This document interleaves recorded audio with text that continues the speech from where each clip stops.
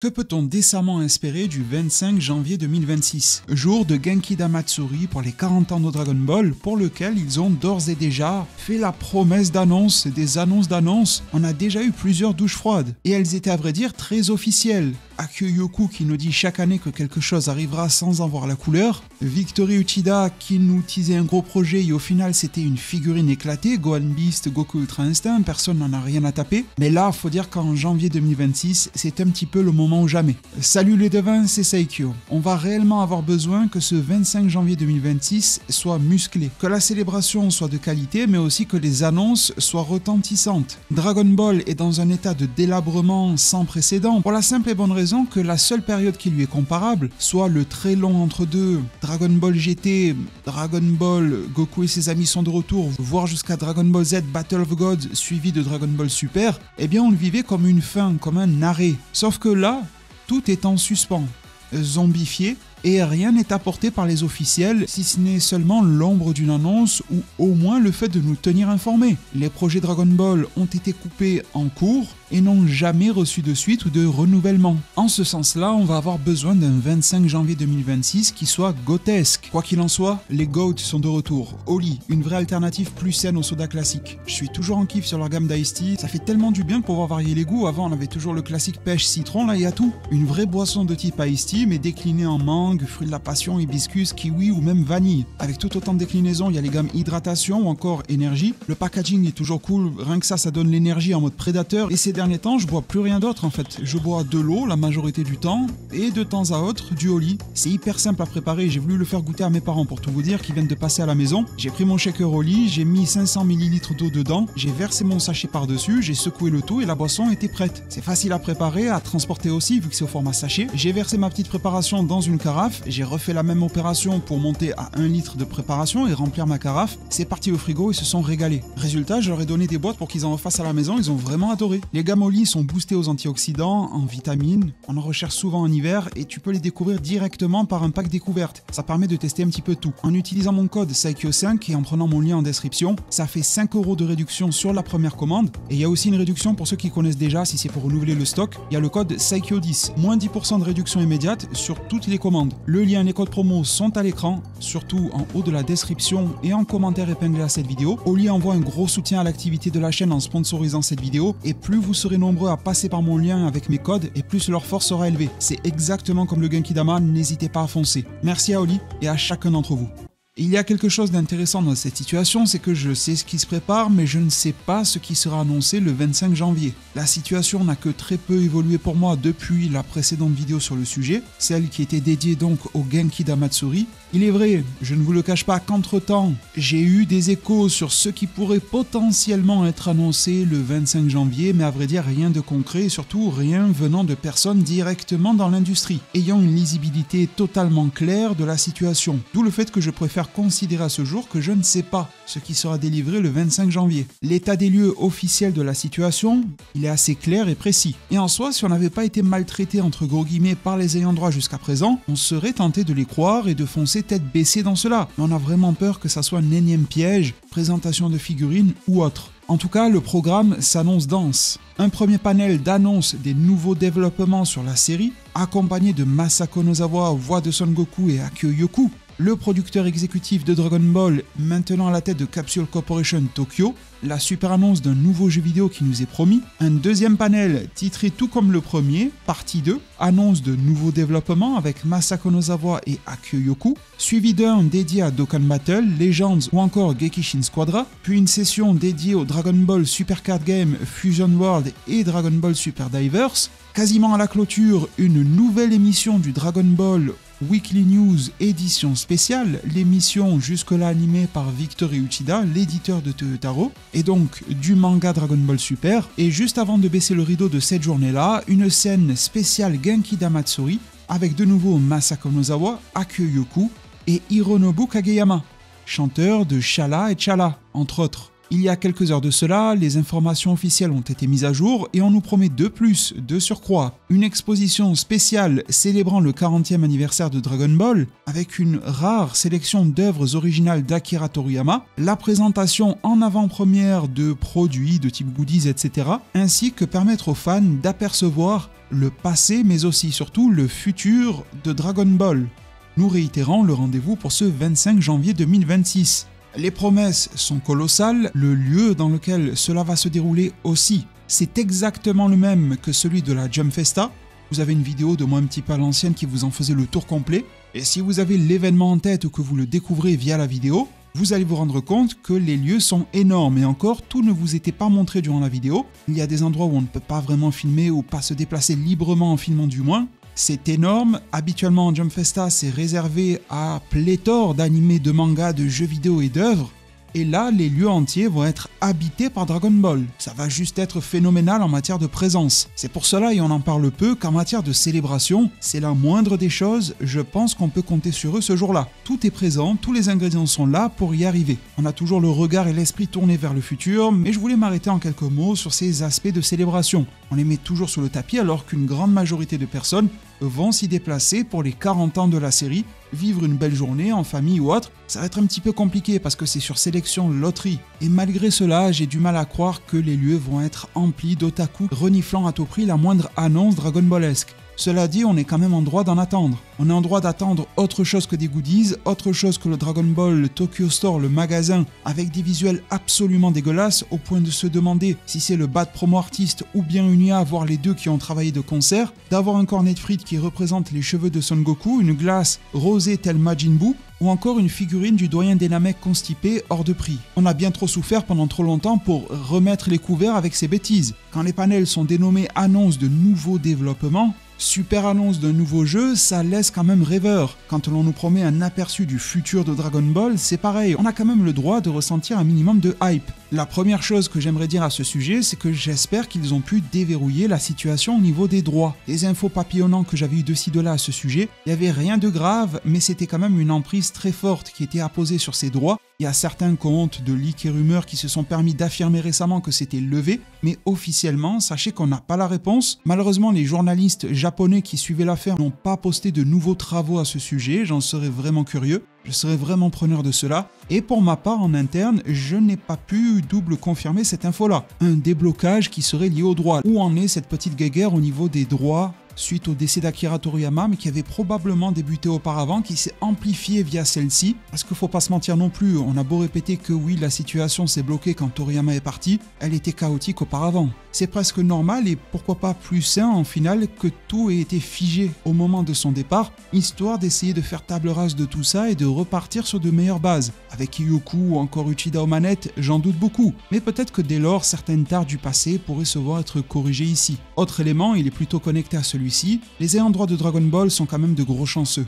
On a beau être extrêmement critique envers Dragon Ball, on sait terriblement bien qu'ils vont s'en mettre plus que plein les poches dès qu'ils annonceront la moindre chose. Il n'y a qu'à regarder les moindres ventes sur tous les produits entourant Dragon Ball, il n'y a quasiment rien qui bide. Faut vraiment aller creuser loin avec des Dragon Ball The Breakers et encore, vu les fonds qu'ils ont mis là-dessus, peut-être que le projet a été rentable, allez savoir. Même les bids sont pas des catastrophes industrielles sur le plan financier économique, tout ce qui fonctionne correctement, voire qui cartonne chez Dragon Ball, fracasse absolument tout. Donc ils sont pas à plaindre et ils ont conscience que même en coupant le robinet, on sera d'autant plus affamé, mais on n'aura pas trouvé de nouvelles sources pour s'abreuver. Et donc on va revenir très vite au galop dès qu'ils vont réouvrir les vannes. Je salue la fidélité de la fanbase, mais sincèrement, ils ne nous méritent pas. Dans un autre sens, vous me direz qu'on ne les mérite pas non plus. Et vu la vitesse et la force avec laquelle on répond, je me dis que malgré tout, on s'est bien trouvé.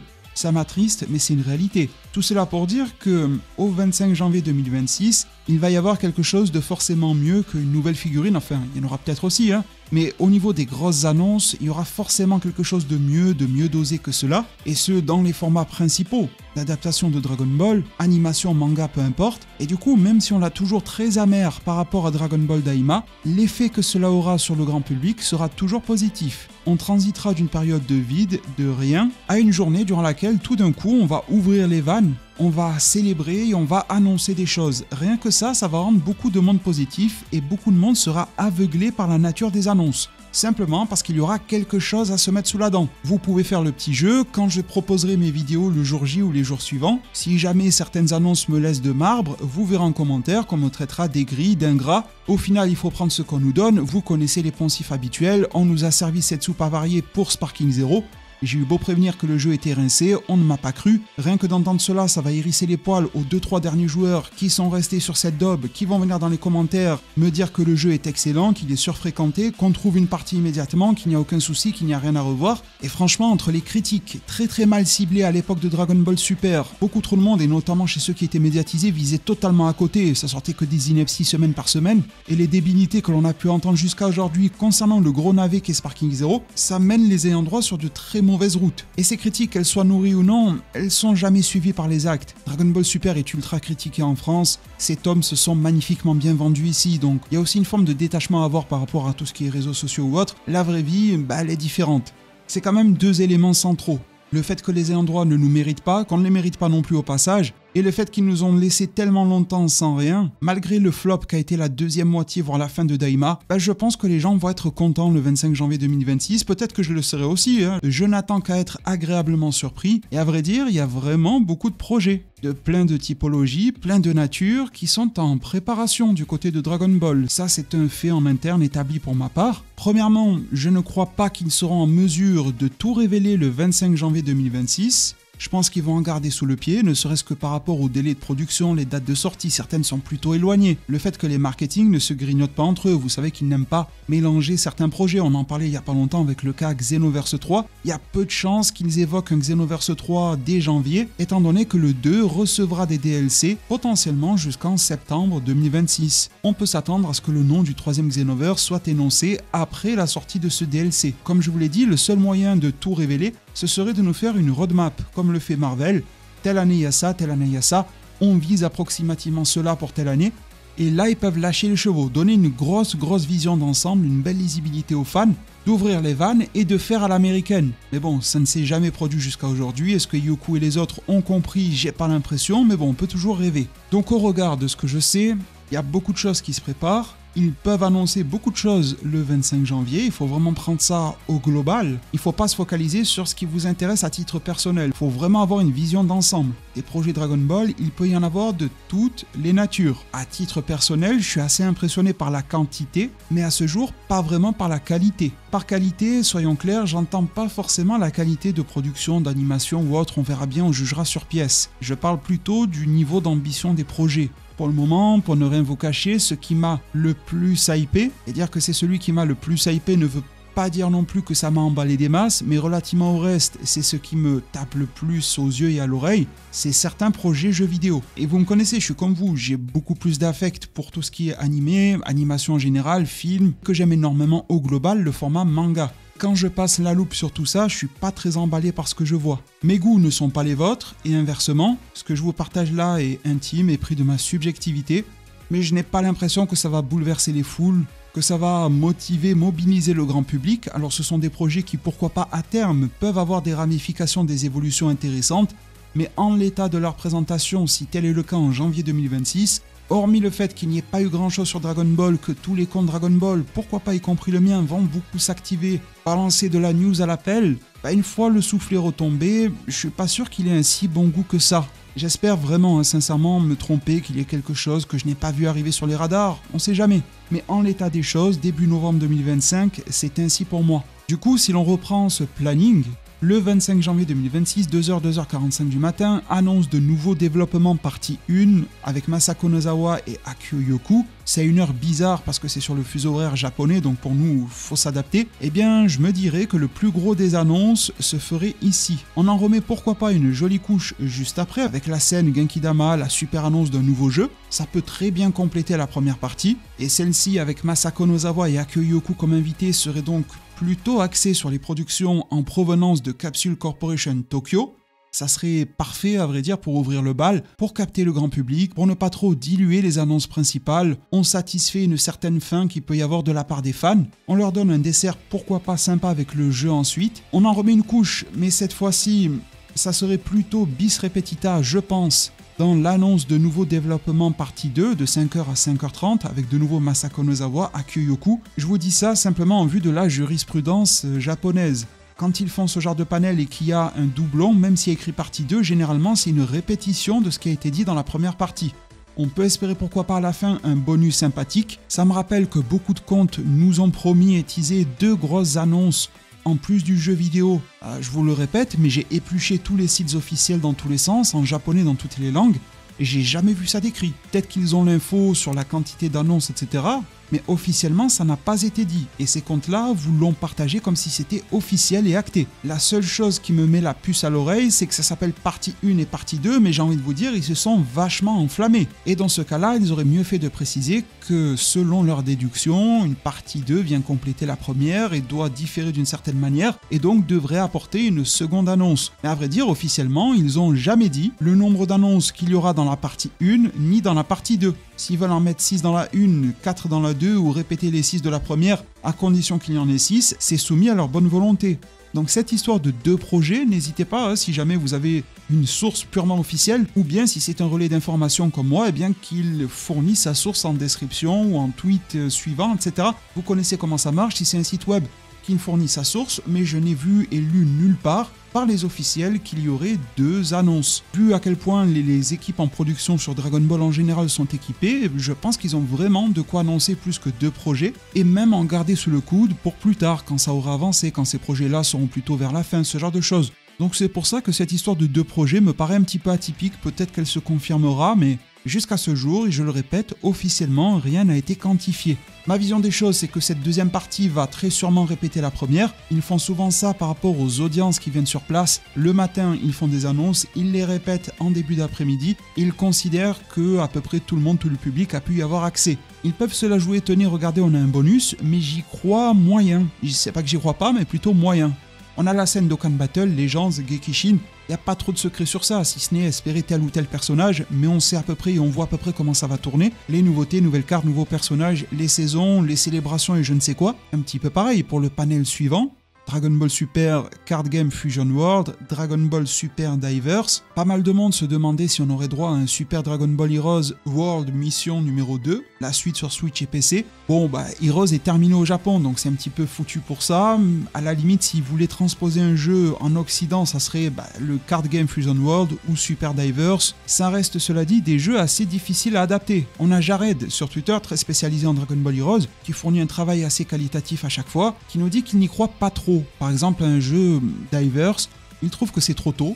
Dragon Ball Heroes et Super Dragon Ball Heroes avaient déjà 2 ans avant d'être portés sur console. Si le jeu est en développement, dit-il, il ne couvrira probablement que les 6 premiers épisodes de Super Divers, actuellement au Japon, et ça ne suivrait donc même pas en fait l'intégralité de l'arc narratif de Boo. Mais bon, c'est un petit peu plus fébrile, car si on prend le 7e épisode et qu'ils arrivent à le mixer là-dedans, ça couvrirait l'intégralité de Dragon Ball Z, ce qui serait un petit peu plus cohérent. Et pour conclure, nous dit-il, et ça c'est le plus important à mes yeux, la vraie question, contrairement à Dragon Ball Heroes où les écrans supérieurs et inférieurs affichaient les mêmes informations, dans Dragon Ball Divers, le nouveau jeu, la majorité du jeu se déroule dans l'écran inférieur. Alors comment pourrait-il l'adapter à une console qui a un écran unique sans que le résultat soit déséquilibré ou lui dit-il catastrophique? Et en gros, Divers, ça donne ça. On a cette scission-là, avec la partie visuelle du jeu, sa représentation qui est sur l'écran supérieur, mais l'écran du bas, même s'il a l'air de pas grand-chose, il est vachement important pour mener le jeu, pour le diriger. Le gameplay se fait en fait avec l'écran du bas. Donc j'ai envie de vous dire, pourquoi pas, mais c'est vrai qu'au regard de ces analyses-là, on se dit que c'est assez compliqué et qu'on peut se retrouver avec un jeu qui est catastrophique ou pas de jeu sur la thématique, mais c'est vrai qu'il y a un panel qui lui est quasiment dédié. Là où on peut avoir des rebondissements intéressants, c'est sur la fin de cette journée, notamment du côté du manga. Weekly Dragon Ball News, édition spéciale. Et là, j'y attends de pied ferme Victory Uchida. Qu'est-ce qu'il pourrait nous raconter en un jour si important pour Dragon Ball ? Je n'ai aucune attente, aucune confiance par rapport à la fraude qu'il représente. Et en même temps, s'il y a bien un jour ou une fois où il doit assurer dans sa carrière, c'est celui-ci et pas un autre. L'idéal serait d'y avoir une apparition surprise de Toyotaro, d'avoir des news sur le manga Dragon Ball Super. Si c'est à l'arrêt, si c'est en pause, encore pour une durée indéterminée, qu'ils le disent clairement et qu'ils l'assument. S'ils sont là pour nous montrer le samouraï perdu de Toyotaru, j'espère qu'il s'est bien perdu et bien loin pour bien longtemps. Si jamais c'est ça le plan et qu'ils l'ont retrouvé, qu'ils nous le disent, mais je trouverais que ça serait un énorme foutage de gueule pour les 40 ans de Dragon Ball, de venir nous dire « Coucou, on est de retour, là, toute la bande, et on va vous mettre en pleine figure du samouraï perdu ». ce n'est ni le jour ni le moment pour le faire. Ils se disent sûrement que Dragon Ball a une grosse visibilité et c'est en ça que je redoute des annonces sur le samouraï de mes deux plutôt que sur Dragon Ball ou Dragon Ball Super ou n'importe quel autre projet Dragon Ballesque sur lequel Toyotarou pourrait s'atteler. Ils sont capables de réfléchir comme ça d'une manière tordue et de se dire que ça fait une vitrine, de l'utiliser et de mettre Dragon Ball Super le manga ou autre à la trappe de même pas en parler. On n'en veut pas de ça, c'est horrible. Le manga Dragon Ball Super en soi, il a jamais été phénoménal, mais au moins il nous tenait en haleine et on avait un petit rendez-vous sympa dans le mois. Le samouraï, on a très vite compris que c'était un mauvais plan, mais je vous rappelle qu'il n'y a pas si longtemps que ça, ils en parlaient dans des termes qui nous indiquaient clairement que c'était le nouveau projet à venir de Toyotarou. Préparez-vous aussi pour ça.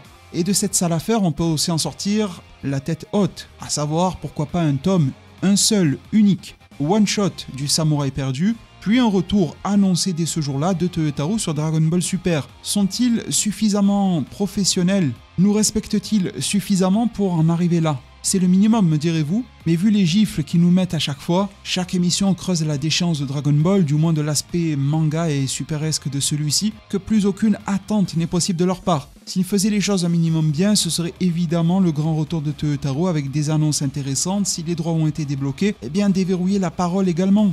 Dites-nous dans quel délai le manga Dragon Ball Super pourra revenir et tenez-les. Dites-nous s'il y a un manga samouraï perdu, quand est-ce qu'il arrivera. Rassurez-nous, dites-nous que c'est un one-shot et que l'on n'en parle plus. Pourquoi pas amorcer le fait que Toyotarou va diviser sa carrière entre Dragon Ball et le samouraï perdu, va amorcer une période de transition et pourquoi pas se lancer sur ses projets perso. Mais là, en l'état, c'est trop sec, c'est trop raide. On ne peut pas couper la corde comme ça et espérer qu'elle sera suffisamment longue pour tenir dessus, ça ne marche pas.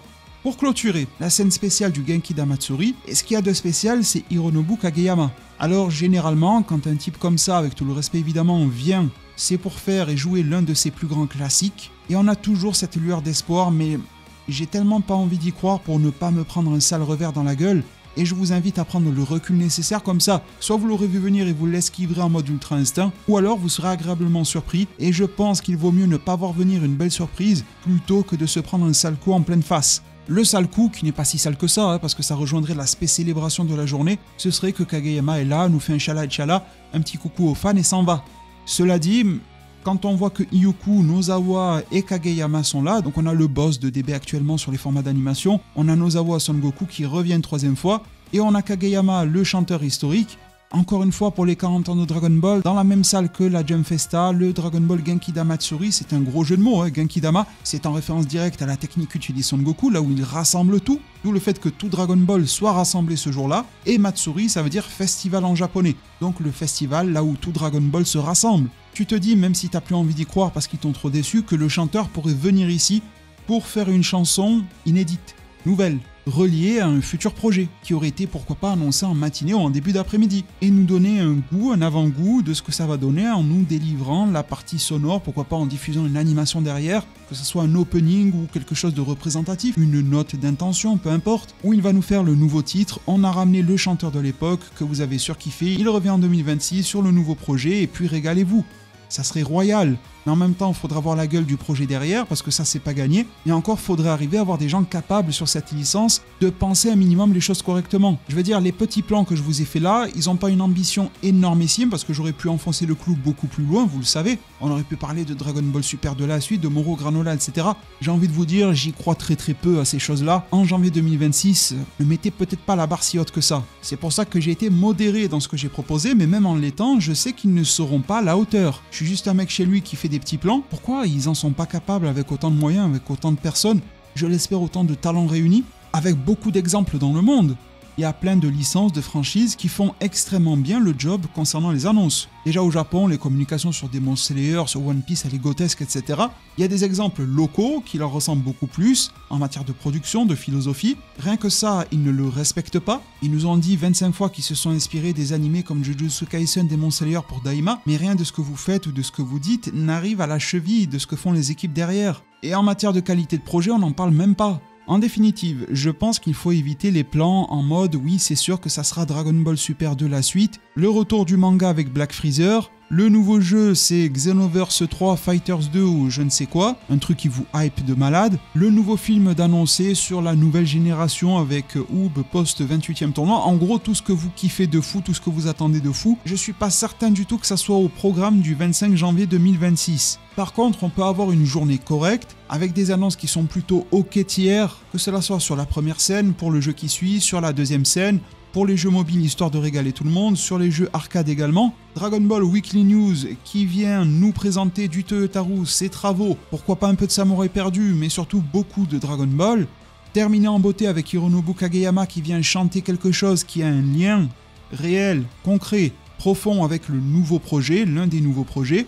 Et puis on remballerait la journée correctement. Il y aurait une partie célébration ultra cool, les annonces correctes. J'ai envie de vous dire, ça serait sympa, mais il y a aussi la journée du cauchemar. La journée où ils ouvriraient le bal avec un projet d'animation absolument désuet et déjà daté alors qu'il est juste annoncé. Un jeu totalement éclaté et arriéré. Dans la partie 2 des annonces, c'est bis repetita de la première et puis c'est tout. Dokkan, Legends, Gekishin qui font ce qu'ils peuvent, mais on sent que les pauvres, ils ont plus trop de contenu pour s'abreuver. Gekishin est naissant, donc ça va, mais pour les autres jeux, je trouve que ça s'essouffle énormément. Et il manque de production de la part des séries originales. Ça se ressent aussi sur les jeux d'arcade. Divers, ils en sont à refaire Dragon Ball Z. Ça va, c'est pas comme si on connaissait pas Cell, Freezer, Boo. C'est magistral, mais on connaît. Les jeux ont besoin de quelque chose de nouveau. En Dragon Ball Weekly News, t'aurais Uchida qui viendrait nous faire un récital des annonces les plus couillonnes les unes que les autres. Des figurines, des POG, des je sais pas quoi. Toyotaro qui vient en surprise nous parler uniquement du samouraï perdu. Tu finis la journée, tu ravales ton malheur avec Hironobu Kageyama, la voix un petit peu cassée parce que le bonhomme est pas tout jeune, qui vient nous faire Chala et Chala. Mais franchement, c'est fatigué, on dirait qu'il est sous Frozen. Et c'est fini. Les enfants se sont amusés, ils ont fait 2-3 toboggans dans la journée, ils ont fait une pêche au canard version Dragon Ball. Et t'en parles plus. Ces 3 options qui selon moi cohabitent, la première est assez surréaliste, malheureusement la dernière est tout à fait réaliste, la plus équilibrée selon moi la plus appropriée et surtout elle est possible. C'est pour ça que je vous en parle et que j'insiste dessus, bien que je n'ai pas connaissance de leur programme, je pense que cette version-là des choses est possible. Ceux qui garderont la tête froide trouveront ça plutôt ok moyen, mais pas détestable. C'est quand même fou qu'on en soit là en 2026 à espérer que ça soit mid. Et avant de parler de ça, je voulais quand même conclure sur quelque chose. Je sais pas si vous avez vu ma vidéo sur les gros changements qui s'opèrent chez Toei Animation et tout ça. L'aspect saisonnier que prend One Piece, je vous en ai parlé là il y a quelques temps, les investissements sur l'IA, les combats relatifs à l'IA aussi qui se mènent en parallèle du côté de Shueisha, mais ils font que en parler. Moi je suis un relais d'information et vous ne me prenez jamais à partie par rapport à ça, je tenais à vous en remercier. Vous ne faites jamais l'erreur de tirer sur le messager et pour cela merci du fond du cœur. Je suis un peu comme la personne qui vous présente la météo. S'il fait que pleuvoir pendant 6 mois, c'est pas de la faute du présentateur, on est d'accord. Mais force est de constater que le soleil ne se montrerait jamais. Et du côté de Dragon Ball, le soleil reviendrait à délivrer de vrais projets. Et ça, ils en sont depuis un bon moment incapables. On dirait que tant bien que mal, ils ont pu sortir Daima du tiroir. C'était un petit peu la dernière cartouche du moment et après il a fallu attendre. Si vous voulez un petit message, un petit rappel d'information plutôt lumineux, c'est les propos de Akio Yoku lui-même qui sera présent ce jour-là et qui nous avait dit que Daima n'était pas le projet d'anniversaire Dragon Ball. Moi je vous l'avais dit bien avant au préalable. De par les infos que j'avais en interne, ils l'ont présenté un petit peu à la sauvette comme 40e anniversaire, etc. Mais tout ça a été fait au dernier moment, on l'a su après coup. On se fait le lien avec ce 25 janvier 2026, la célébration des 40 ans, les annonces qui y sont promises. Ça voudrait dire que dans leur tiroir tout de même, si ce n'est pas celui-ci dans d'autres, eh bien ils avaient des projets à nous annoncer qui étaient eux évidemment reliés aux 40 ans de Dragon Ball, pour lesquels ils seraient en matière d'annoncer mais aussi de délivrer derrière. Bon. Vous me dites à quel niveau vos espoirs se situent. Pour ne rien vous cacher, quand je vois quelqu'un d'ultra épais qui me dit oui c'est sûr ça va être l'animé Black Freezer, Moro et je sais pas quoi, ça me fait de la peine. Tout autant quand c'est quelqu'un qui me dit je n'attends plus rien de Dragon Ball, même s'il est peut-être un petit peu plus dans la vérité que le premier que j'ai cité. Mais je trouve les deux situations désespérantes, car la première ne semble jamais se produire, la seconde semble malheureusement s'établir, et au milieu se retrouve une masse qui songe un petit peu comme moi et qui se dit bon, ça peut être ok tiers et puis on va avancer comme ça. Et Dragon Ball mérite tellement mieux que ça, Dragon Ball a été tellement plus que ça.